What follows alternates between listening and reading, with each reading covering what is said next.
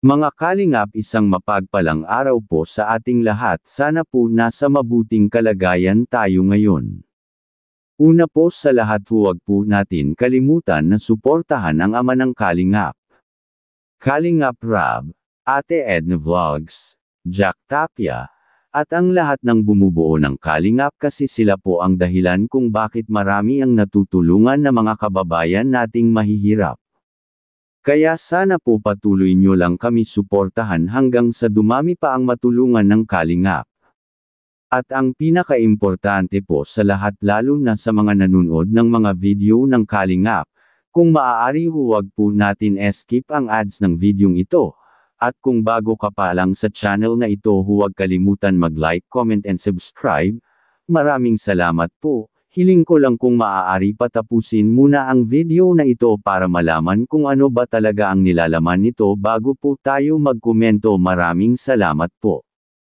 Yes, mga kalingap! Welcome back po sa ating tahanan! And for today's video po mga kalingap, ito po yung pinakahihintay ng lahat. Ha?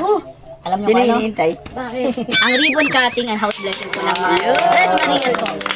And syempre, hindi po tayo nag-isa. Kalingap Beshi, Alam dami natin. Kalingap Romeo, Kalingap Coach Rap, Kalingap Jomar, and Kalingap Mikoy, at hindi pa po yan. Kasama po natin ang K-Angels, Yan. Kalingap Pau, Krista, Jezabel, Jaja, and Lela.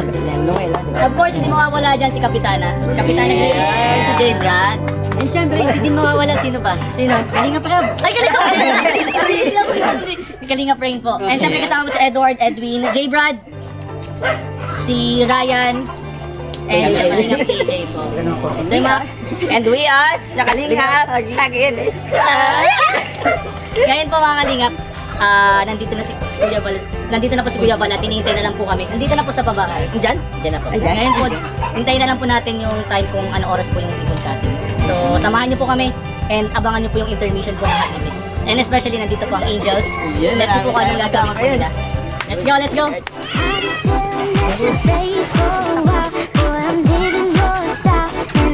Meron kayo dito.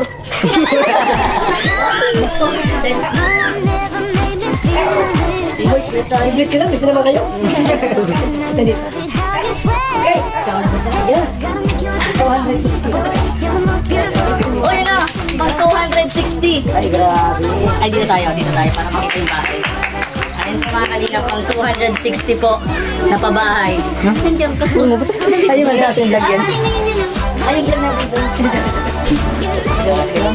Walang panga naman po, guys. Grabe ka!